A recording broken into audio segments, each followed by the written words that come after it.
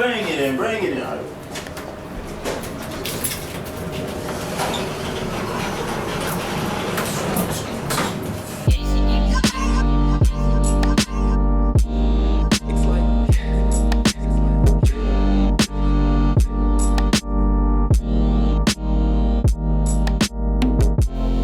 What's up, good world? It's your boy KDCD, and today you're looking at my producer profiles. So, what got you started producing music? The thing that got me started producing music, it had to be listening to Logic. Back when I used to listen to Logic, listening to how he created his own beats, that kind of piqued my interest because that was the first time like I was consciously aware of an artist who also produced their own music. And then once I started going down the rabbit hole of Kanye and his whole journey, just going through college dropout era and learning about the tracks that he produced for Jay-Z, just learning how he sampled things. Those, I say Logic and Kanye, like looking at their stories for the first time on my own instead of it being like a reference of like, oh, my mom played this, oh, my dad played this.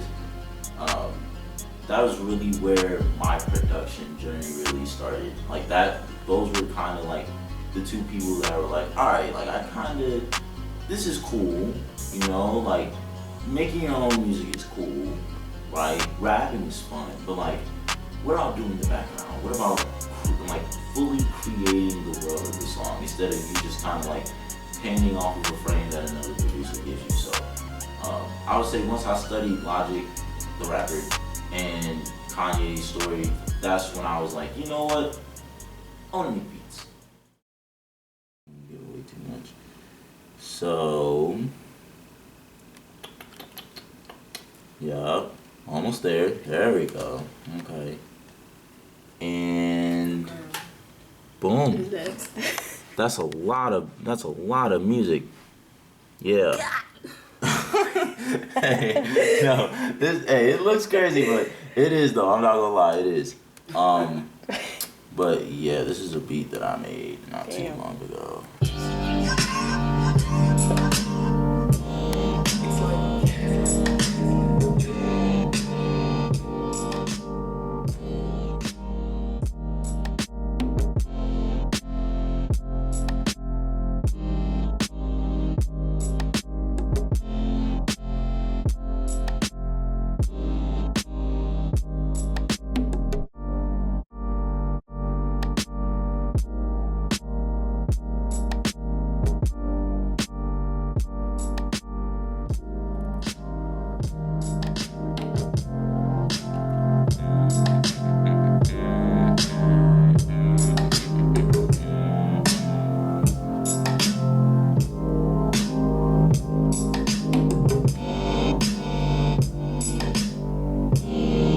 I forgot who I was feeling like when I made this, but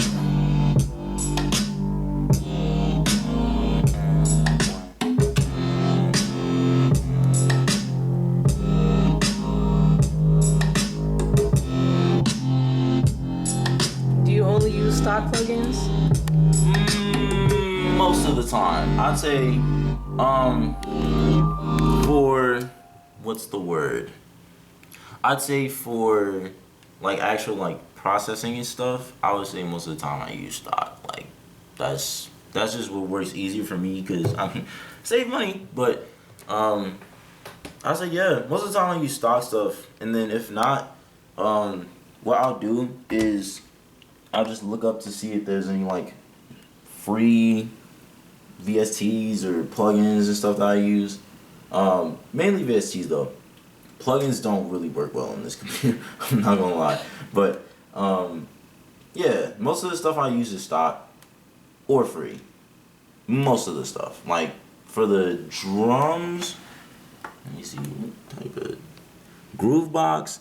That was from Maiya? I think.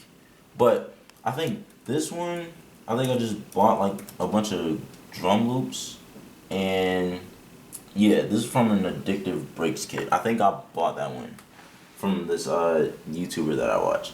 So, most of the stuff that I use is stock, but I'll just invest. Like I'll invest in like some cool drum sounds, you know, a little bit of razzle dazzle here and there, making myself sound a little like realistic.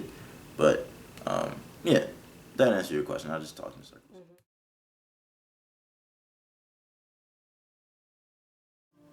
Okay, how I got my producer name? I got my producer name. I think it was one time in, I want to say 2019. No, it was in 2020. Because when I first started making music, it was 2018. I was more focused on being an artist. So I went through, I think I'm on my third name now. I started off as Lyrical, Lyricle, because I was like, you know, I like lyrical raps. Again, I was listening to Logic. So it was like, I was always like bar heavy, like that was the goal. It wasn't, like it's 2018, like I was like what, 15, like terrible. But then after that, I went by the name Lazy the Finesse Kid.